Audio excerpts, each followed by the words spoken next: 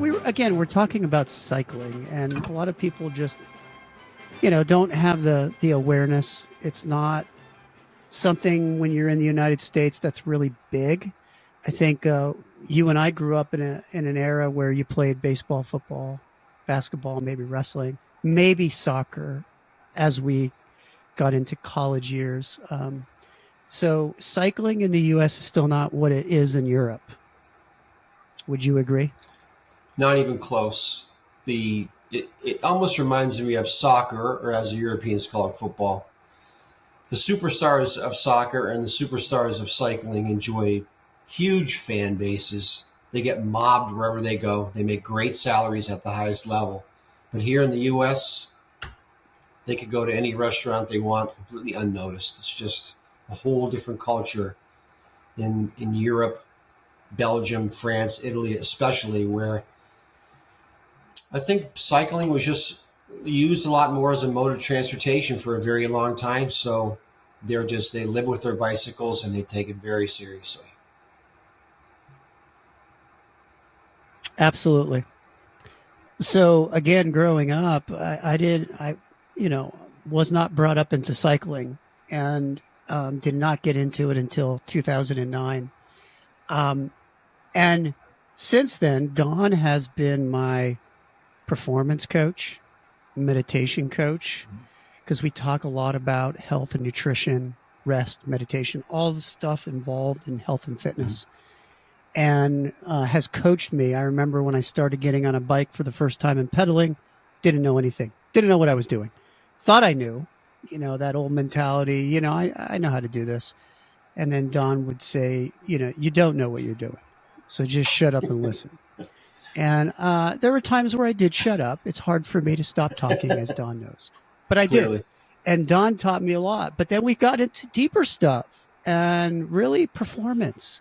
Performance means a lot of different things. And it involves a lot of different things. And Don has been my performance coach in many ways. So I'm glad, again, Don, that you're on the show. And as we talked about cycling and how I got into it, we talked about the Tour de France. We talked about a little bit about what it is. I think what it did for me, Don, is it took me into a different fitness level because I didn't get into it, like I said, until 2009. I turned 40 in 2009. I was 40 years old. Midlife crisis. Didn't know what I was going to do. Didn't accept 40 well. Did not at all. And just when I needed something, it was you introducing me really to cycling that changed my life. And the fitness that it has created for me has really changed my life. And I don't know if I would be as healthy as I am now, at least I think I'm healthy, without cycling. What are your thoughts about just what the health benefits are from doing high-end aerobic exercise like cycling? As we get older, cycling becomes a better and better option for overall health because it's low impact. When you and I first started riding, as I said before, you were a bodybuilder and you were very, very fit. But your workouts were taking place in a gym for maybe an hour at a time, and you were lifting a lot of weights, and that was great. But getting out on the bike, you're able to use every muscle group in your body gets used at the same time. So it's very good for your overall health. Obviously, you're sitting hard on the saddle and using your lungs like a big carburetor to run a big motor. So you're moving a lot of air. Aerobic exercise is amazing. And there's a little more to it in cycling. I think one of the things that probably made you a better athlete was if you're in the gym, you could just leave the gym and get in your car and go home. One of the great things about cycling with me and Chris is we would just ride far away from our homes. And if you go 25 or 30 miles away from home, you have to ride back. And if there's hills in between or challenging terrain or the weather turns on you, you really have no choice but to make it back. So it's a way to push yourself beyond what you thought you were capable of with your fitness level by putting yourself in those situations where you really have no choice but to perform at a higher level. And you quickly learned how to master the pedaling techniques and things necessary to be a great cyclist. And we had some great times on the bike.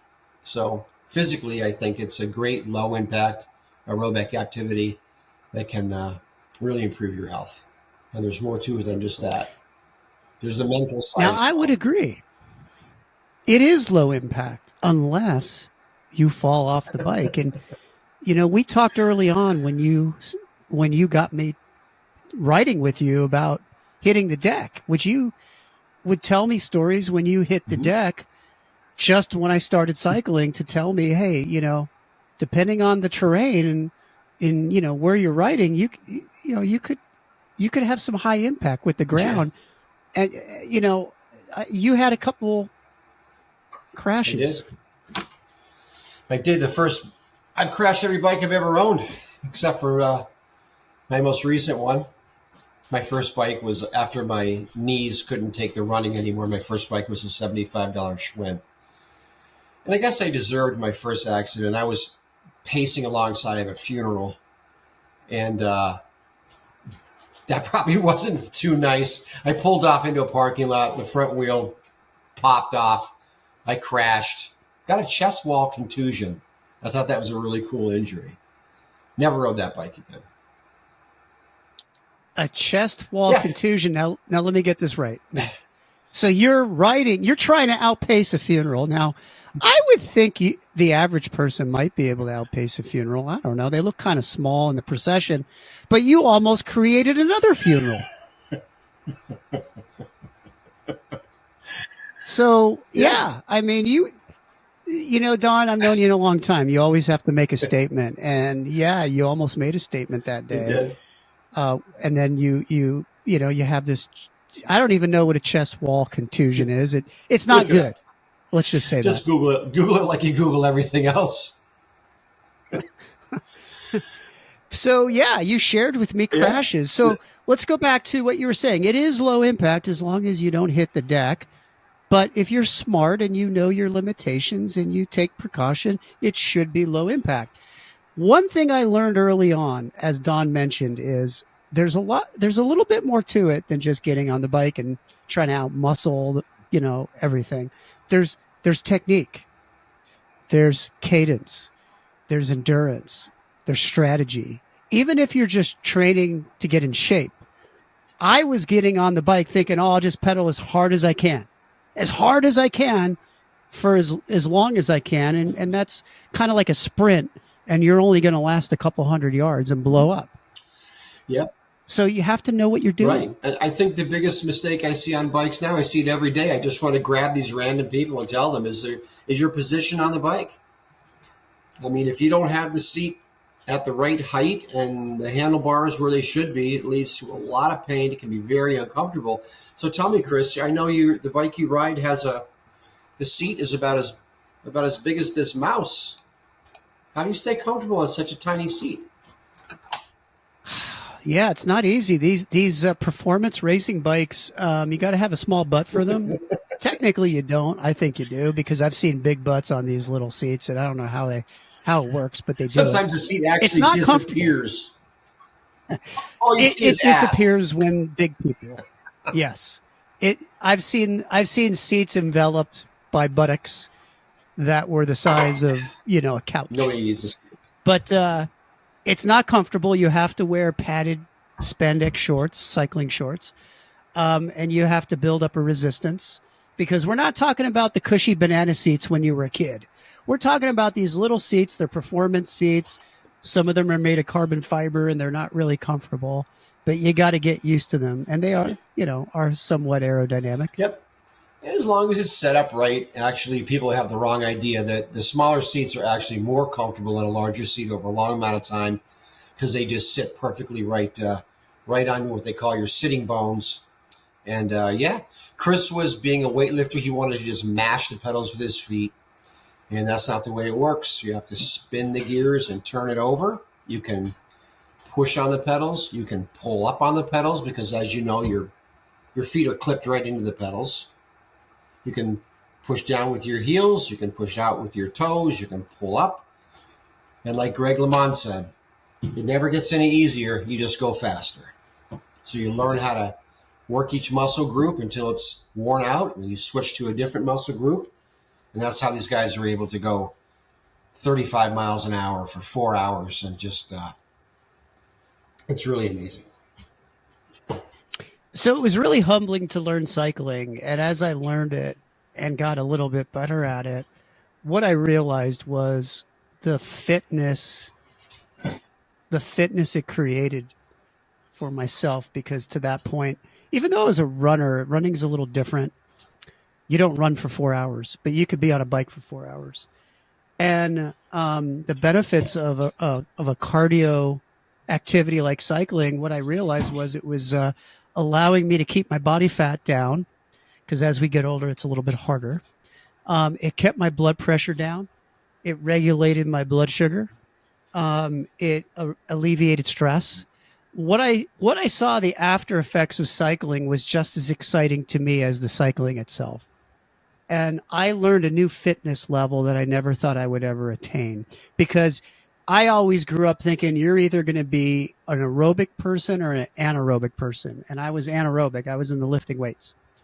And even though I would run and do 5K races, I still didn't see myself as kind of a fitness athlete. So when I got into cycling and I saw the benefits, I was very excited about it and what it can do. The low impact, long-term cardio was very exciting for me. And it reshaped my body both inside and out.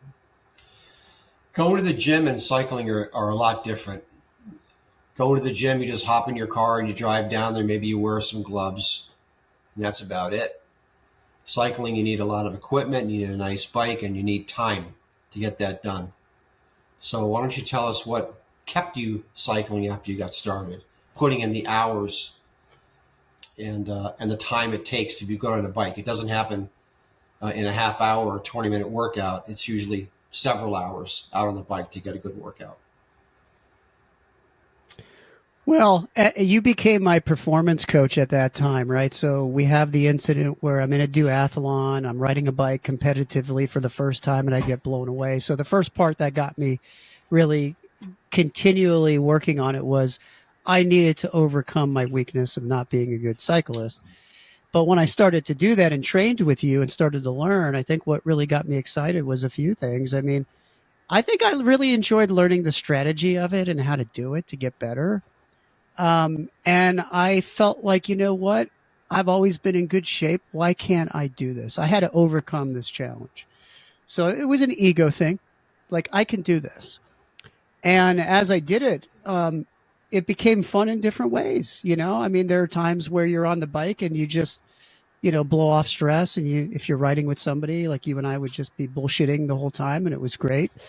Or it could be, you know what? You want to beat your own time, or who can get to the top of the mountain first type of thing. So there were a lot of things as time went on in that first year that got me really excited. It gave me different goals to shoot for. I never stopped working out in the gym, but this was something new. It was like a new baby that you could play with, right? This excitement, it's brand new. And that first year is what really was the anchor of what became now, 14, 15 years later. Yep. Cyclists, I think, are pretty well known to be individualists, like most endurance athletes that go out on a bike or go for a run. It can be quite punishing on the body. And, I think they say that a lot of cyclists are riding their bikes away from something. There's a big mental aspect to cycling. I know that in my own case, I needed some help from a mental health aspect. And for me, that's what really kept me on the bike, because my fitness level was never going to be as good as Chris's. I could never possibly keep up with him. But the mental benefits for me made it worth it for me to chase him around and try to keep up with a top athlete like Chris. What about you, Chris? Tell us about the mental side of riding. It's interesting what you just said, because I always believed when I was in the gym working out with weights, it was a way for me to kind of get away. Maybe it was running away, but maybe I was running away from one thing, but running towards something else. And I always felt like I needed to do something more extreme and take things further. And I believed that when I used to hit the weights all the time, which I still do, it was a way to deal and cope with life because life isn't easy. And to me, I needed something where, yeah, you can kind of torture yourself and really just wear yourself out. And sometimes you're almost abusing yourself if you take it to extreme levels, which I've done both with the with anaerobic weights out of high school, and then as an adult getting into cardio. It's almost like you have to put yourself through anguish and pain physically to alleviate the other things that are mental. So yeah, I could definitely relate to it. I did it in the gym, and when I first got on the bike, I realized this is another way for me to deal with life, and it was another way to torture myself. Without torturing myself with drugs and alcohol, right? And my dog's been torturing me for this entire podcast, by the way. Her name's Ginger, and she's been right here next to me trying to get me to throw a ball with her. But getting back to that mental side of cycling, if any of our many listeners haven't really looked at a lot into cycling, you will see that it is all about suffering. And the person who wins in a race with 200 guys in it that goes on for days and weeks, it really boils down to who can suffer the longest. While I don't agree with some of the tactics that Lance Armstrong used to win his 7-time Tour de France winner, he did have an innate ability to suffer longer than the person next to him. And I think that's what makes a top cyclist. Yeah. The suffering part to me is life is tough, and we're gonna go through moments of pain, anguish, and suffering in life. Now, don't get me wrong, I think life is wonderful, but what I like about doing something that is physically enduring is, to me, by doing something like that and creating a suffering of its own, helps me get through the toughness and the suffering of life at times. So it's kind of interesting how you're counterbalancing life with the challenges of everyday life by putting yourself in a state of suffering. But I think it's a good suffering. I mean, as long as it doesn't go beyond injury, it's a good suffering. Is there a way to make sense of good suffering? Yeah, you beat the shit out of yourself on the bike, and then when you go to work the next day and somebody's being a jackass, it doesn't bother you as much. Does that make sense? Oh, absolutely. Because knowing you, Don, I could see you getting pretty upset at people and probably wanting to, Yep. say something rude. Maybe even want to punch them in the face. You remember the old woman? Well, yeah. Chris and I were riding one day, and we're going down this place called the Avenue, a very busy street. And an older woman in a large car pulled out and tried to run my friend over.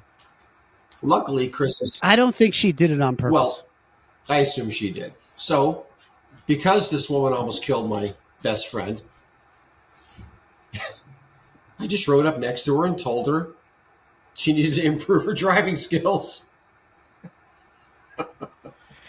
No, you threatened her, Don. I mean, you kind of gave her the finger, and you kept yelling at her. She's pulling out of the parking lot of KFC. She was probably picking up a bucket of chicken for her grandchildren, her birthday party or something.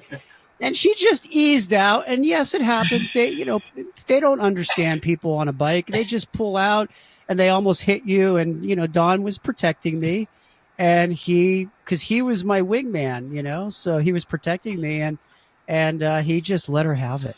And she just had this devastating look on her face. I saw the birthday cake in the back seat. It said, "Happy birthday, Amanda. Happy 11 years old." I think it said that's where she was on her way to. She had to learn a lesson, though, Chris. Not let her run people over. So this is another aspect of cycling that just is so amazing, is that you'll go out into a dangerous situation to get your workout in. And I think what happens when you're out on the bike, and now we're trying to tie it together with a mental fitness, is that these bikes we ride, they have very skinny tires, tiny little 1 inch tires, and the bikes are very twitchy, and you can fall very quickly. So while you're on the bike on a ride, you need to focus. You need to be looking on the road ahead of you. Here in Pennsylvania, the roads are awful, legendarily awful. Potholes, rocks, squirrels, manhole covers are always coming up on you, and meanwhile, you're also riding in traffic. So what happens for me, the best aspect of riding for me is that focus, the oneness, the being fully present in the moment, which is so hard for all of us to achieve in our daily life. We're usually thinking about many things, the future, the past, and our monkey mind is always jumping around. But half hour, an hour into a solid bike ride on the streets, and you have a singular focus on that front wheel. And I think that really helps to hit that Alt, Control, Delete by the end of the ride. Just makes you much fitter mentally and physically. And you and I talked about that a lot over the last 15 years since I've been into cycling, and it's so true. What's interesting is I was listening to Sirius satellite radio the other day, and it was actually a quick interview with Billy Joel, and he talks about how he loves sailing.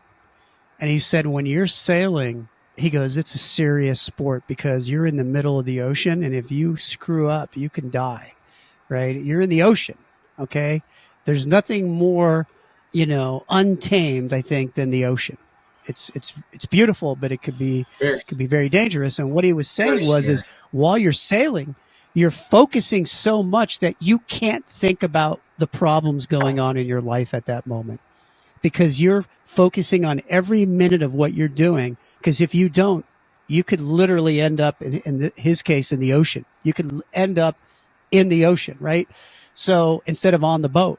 And when we're riding, Don, we could end up in the grill of a car, under a bus, in the gutter. Mm-hmm. I mean, so it may not be at times quite the same as being on the ocean. But when I was listening to this the other day, what Billy Joel said, I know exactly what he's talking about when we're on a bike going 30 miles an hour or 40 down a mountain. Yeah. My second crash, after the Schwinn, I bought a Trek, about $400 bike. And I rode that for about a year. And it was a very hot day. I was riding by myself. And I was coming down a kind of a small hill that I was very familiar with. And I just remember unzipping my jersey and feeling a nice cool breeze. And at that moment, I lost concentration. And I just went off the edge of the path just by about a foot or so. And it threw me right over the handlebars. And I ended up breaking my collarbone in 3 pieces, cracked my helmet in half. And I remember hitting the ground and thinking to myself, because everything goes in slow motion in these situations, and thinking, wow, this is what it feels like to get knocked out.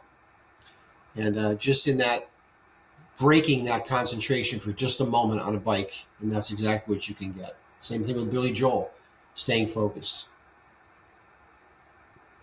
I remember that day, they had to bring an ambulance because you were kind of coming through this private service road through a park. And I remember that day, and the ambulance had to come and take you away. And that's technically how dangerous it could be, because we're not talking about, a Sunday ride on a Schwinn bicycle going 5 miles an hour. We're on racing bikes, so it's a little bit different. Not that you can't get hurt on a regular bike, because you can. You could just be going across the street. But the level of danger is heightened, like in a car, the faster you go. So on these bikes, we're going a lot faster. But I remember that day very well, Don. In the 15 or 20 years that we've been cycling, how many professional cyclists, deaths do you think we found out about? In fact, there was just one this year. Yeah. On average, in professional cycling, at least one fatality a year. And I think it was yesterday, the day before, in the Tour of Austria, Andre Draga, a professional cyclist, 25 years old, crashing, I think coming down a mountain, going very fast. but on a yearly basis. Not to mention pedestrians, bicyclists are killed every day on bikes. Yeah. But in the world of professional so it's sport, very dangerous. it's more dangerous than motor racing. I mean, even nowadays in Formula One, they've been able to, in most sports, they've been able to make it safer. But in cycling, it just doesn't get any safer. So it doesn't. One thing I learned when I got into cycling that I wasn't prepared for was the nutrition. And the nutrition is different because I was used to bulking up on protein powder and having a peanut butter sandwich, and you go into the gym for 2 hours and hit the weights. And so here I am doing a cardio activity that will increase my cardio efficiency greatly, my heart, my lungs, my circulatory system. But I was not prepared how to prepare to do that type of workout. And Don was, again, teaching me, spoon feeding me literally through this, because I would not hydrate. I would not eat right or bring food. I would think it's just like working out in the gym. And what happens is, if you don't have the nutrition on a bike, you crack is what they call it, or you bonk, you get bonked, you bonk out, if you will. It's kind of slang. So I learned, Don had to teach me this whole new nutrition. And he was like, you have to train your digestive system differently to ride a bike. And I'm like, what are you talking about? Like, what do you mean, Don? I'm talking about a high performance digestive system. These men racing in the Tour de France, they weigh on an average of 130 pounds, 140 pounds. They're very, very thin men, because the less you weigh, the faster you can go. But they'll consume 6, 8, even 10,000 calories a day. A lot of it being consumed while they're on the bikes. So it's tough to put that much food through your system and burn it. And Chris presented a challenge to me when he first started racing, because he's a vegetarian, which, I love animals too. I just happen to love the way they taste.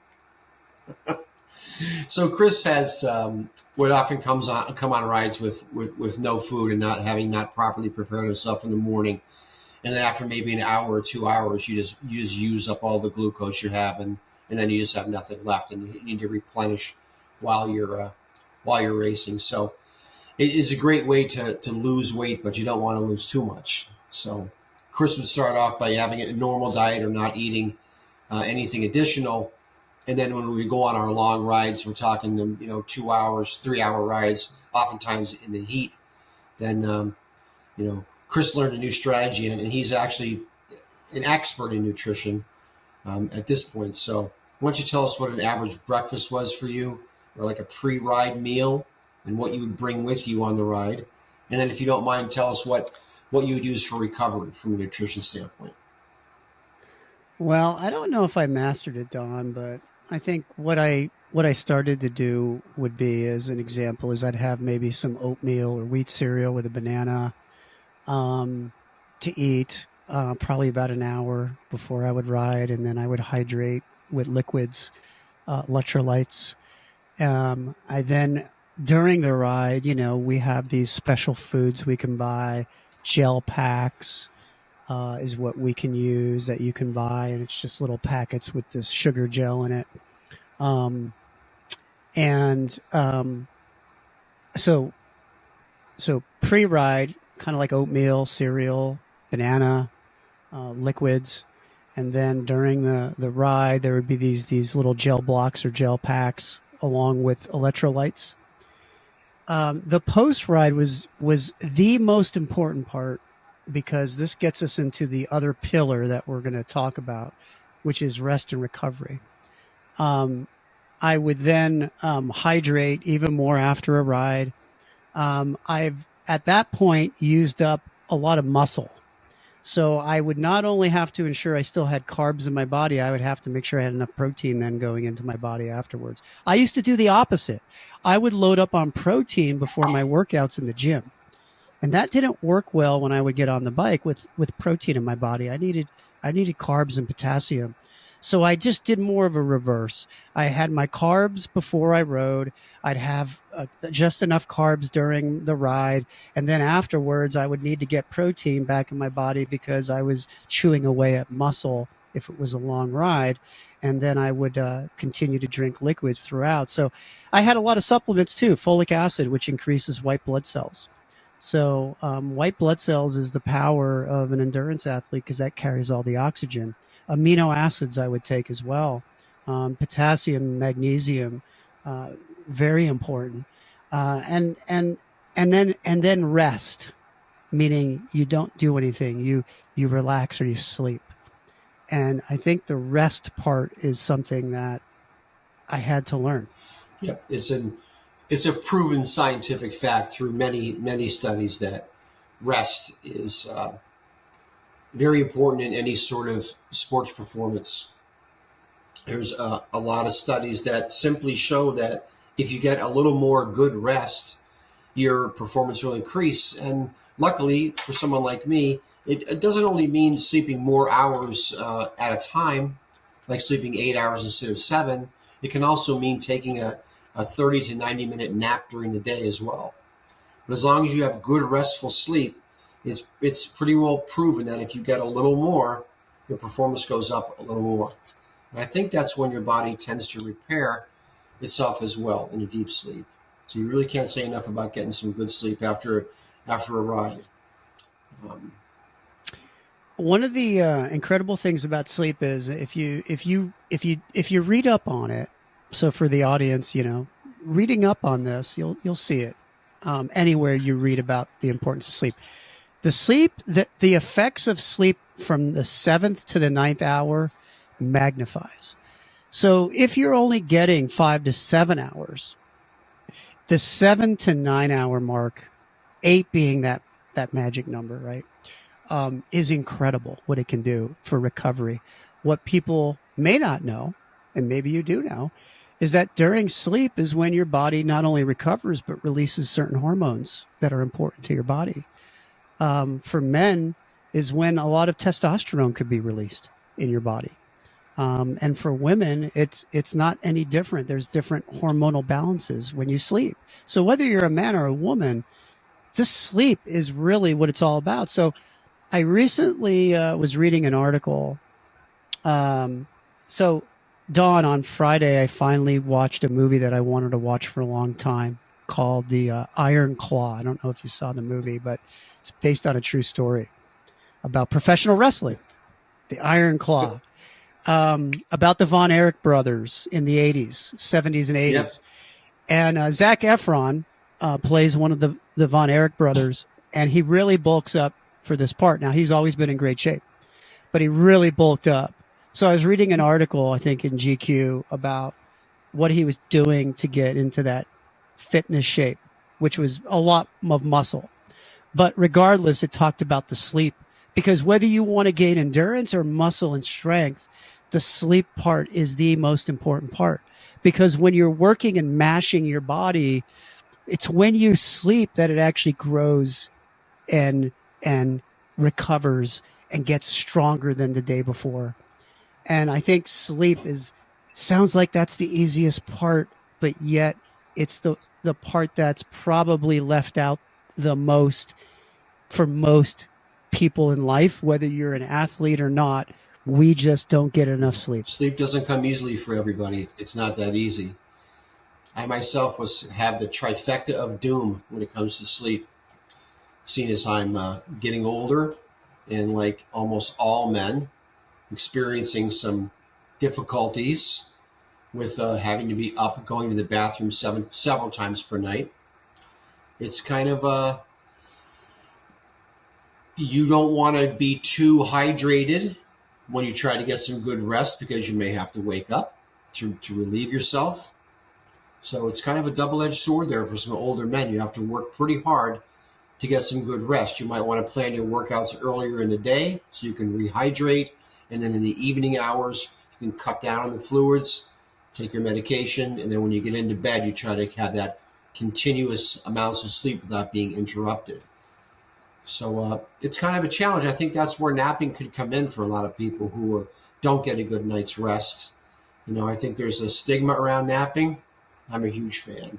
I suggest anybody who's not getting enough sleep, carve out that half hour, 45 minutes in the middle of the day, and make some time for yourself. You can, even that short amount can be quite helpful. Well, you bring up some good points, because if you're middle-aged or older, as we know, the body changes, things change, things start to get older, things start to, I won't say wear out, maybe wear down a little bit, but health and fitness and nutrition could aid in either avoidance of that or working through it, or creating a lesser wear down factor, right? I mean, let's face it, we only have one body, right? So we got to make it last as long as we can. So the question is, how do we do that? Well, we talked about fitness, aerobic, anaerobic, right? We talked about nutrition. Nutrition's important. We're talking about rest. It's huge. It's the most, I wouldn't say the most abused. There's a lot of people that are really good at eating a lot and then they just sleep, but that's not good either. We're talking balance here. Okay. I'm not talking about eating 24 chicken wings and 2 bags of potato chips and then sleeping for 12 hours. That's not good either. We're talking about balance here. But there's one more pillar, Don, that you introduced me to the first time in my life that anybody really introduced this to me, to the point where you took me to what's called a Zendo, which I had never heard before. At first, when you said Zendo, I thought it was X-rated or something. I'm like, wow, like, is it legal? But you introduced me to something that has been around for tens of thousands of years, or is probably as long as, the Homo sapien has been walking the earth. And that's meditation. Meditation is a word that's used as kind of a blanket. They call it a lot of different things in a lot of different cultures. But as we know, everything's happening right inside here, inside my head and inside of yours. And again, proven scientifically that if you're under a lot of stress, you have a lot of bad thoughts, it's like it poisons the body. So meditation is important for health. If you can just get a little separation between your inner self and what you're creating in your mind, it will reduce the poison effect and make you a much fitter and a much happier person. And meditation means a lot of different things for a lot of different people, but it's quite simple. It just boils down to sit down and shut up and kind of let your thoughts go by. And that's what we try to work on together, and that's where cycling ties into it. During those times when you're on the bike and you're pedaling hard and you're paying attention to the road in front of you, that can also become a meditative experience where you're simply clearing out the clutter and allowing your mind to work the way it was designed to be, which is happy and blissful, and meditation can help release that. It's a very important part of fitness that is overlooked, and it's available to everybody. It doesn't cost anything. You don't need any special equipment. You just need a little bit of time. And don't focus, unfocus. I think that when I started to learn more about meditation, Don, and I still am far away from where you are, and I struggle with that meditation part, but I got to work at it, is meditation is what is the hinge, if you will, of the door, the glue that swings back and forth between the mental, the physical, and then the spiritual part of us. That's the equilibrium. That's the balance. Mm-hmm. That meditation is the last part that allows everything to swing together like a pendulum in motion. And we go through life, a lot of us, without that.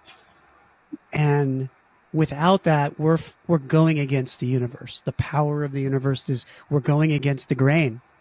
And that's where things can get really difficult in our lives. So I'm trying, Don. I mean, you've kind of taken me through different meditation points, and you tried to teach me breathing. It didn't go well, I admit. Yeah. I felt like I got anxiety from it, actually. But breathing is important because we do it every day. But But I didn't realize how important breathing really was. I thought, well, you just breathe. No. Really? You were showing me levels of breathing that I still have yet to For our guests out there comprehend. right now that want to get a quick introduction into how meditation works, I suggest you look up Wim Hof, the Iceman. Go on YouTube and look up breathing. There's just some great people out there that are teaching breathing techniques, and just in a few minutes, 5-10 minutes, with the proper breathing techniques, you can literally change your physiology, and you can make yourself calm when you're stressed out, and you can bring healing to your body simply through learning how to breathe correctly. Although some people like you end up having an anxiety attack from it, well, there's a special kind of breathing for that too. You just need to try a little harder. It's called a paper bag, Don. Let's face it. You hyperventilate. You put a paper bag over your head. That's how it was when I grew up. And if it's really extreme and somebody gets on your nerves, they want to put a plastic bag over your head. That's a little more permanent. What did that guy down at the one bike shop we used to say? What was his key to getting better at riding a bike? Oh, Pant like a dog. Panting like a dog. Pant like a dog. Pant like a dog. Just when you're overstressed, when you're doing something really hard, just start panting like a dog. And you know what? Dogs, I think, know what they're doing. I really do. They know how to live in the moment. That's for sure. So before we start to wrap this episode up, Don, and again, I'm just so elated that you're finally on the show because we talk all the time. Why is it, though, that we have to wait until our lives sometimes are at extreme lows or too extreme highs to start to think about health, fitness, and meditation and rest? Why do we do this as human beings? Why do we do this to ourselves where it takes sometimes epic moments in our life that aren't positive to break us down into wanting to at least think about what's really important? Why do we wait until it's almost too late? Chris, that's a great question, and I can answer that for you pretty quickly. I have no fucking idea. Let's wrap it up. Well, I don't have any idea either. All I know is that I got involved in certain activities and lifestyle areas just due to the fact that I felt like I needed it. I don't think all of them were to the point where I was hitting a low, but there are times where we feel stress in life and we're really not at a good state in our lives, and we stop to think, what do I do? We start to panic, and that's when we reach out for help. Sometimes that help is meditation. Sometimes that help is counseling, to talk to somebody for mental health. Sometimes it's physical.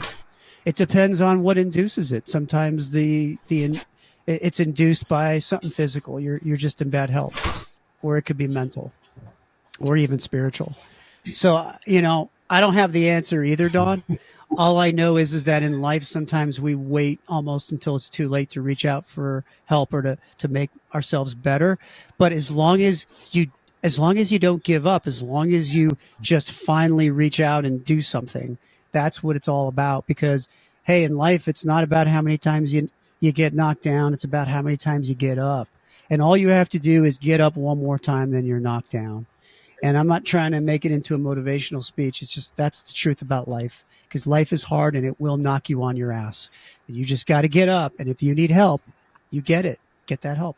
And Don, you were there for me many times, so I appreciate that. Well, we had a lot of, in between the times we were working hard on the bike, and as you were trying to increase your fitness and I was just simply trying to keep up with you, we did have time to talk about a lot of things. And it's nice to get on a bike, get out into nature, clear your mind a little bit. Physical activity can help to calm the mind. And we did talk a lot of things through, and there was some great conversations that we had, for sure. We had some great moments, Don. And you're on the East Coast. I'm on the West Coast. With technology, we're together. But one of these days, we'll have to physically go for a ride again. And by the way, I was going to say this earlier, the best shape I ever saw you in, it was 2011. It was the 100th anniversary of the Tour de France. And Don said, when I turn 50, I'm going to go to France and not only watch the tour, but I'm going to ride some of those stages that they ride in their entirety. and you were training for weeks and months before you went to France that year. And then you went to France and rode up some of these epic historic climbs. And then you came back and I saw this. You were a different person. You were built like a professional racer. You were lean, you were mean, and you were this pinnacle of health and fitness. And I'll never forget that. You came back and you were a different person. Yeah, I came back in the best shape of my life, and I was almost able to keep up with you. So why don't you show them, Chris? Your audience has been waiting now for years, numerous podcasts. You're how old now? You're in your 50s, and you're in better shape than most 20-year-olds. So take off that shirt, baby. Show them. Is today the day? Well, I'm humbled, Don. I'm really humbled by that. And by the way, when we first started to ride, I couldn't keep up with you, even up little divots in the road. You would just blow me away. But I think it's been great. Don, thank you so much for finally coming onto the show. And by the way, Don, again, not only is a performance coach, he not only with health, fitness, and meditation, but business as well. He's a genius in business. We've talked a lot about that. And I think he's probably the next best podcast out there. So Don, when you get your own show, please invite me, because I think you're going to be the best interviewer I've ever met. And Don and I have talked about, when I told him I was launching a podcast, he's like, okay, let me watch some tape, like a game. And then he started pointing out all the challenges and how I needed to get better. It was like being on a bike again, just teaching me different mechanics. So he still teaches and coaches. So thank you so much having one of my mentors on the show. It's been an honor. Thank you, Don. My pleasure, Chris. Take care. Well, that was Filtered 90211 this week. And again, we miss you, Tiffany. We know you're out there with family, and we're thinking about you. And we'll see you next time. So thanks, everybody. I hope you have a wonderful, wonderful rest of your day and evening. And we'll see you again on Filtered 90211.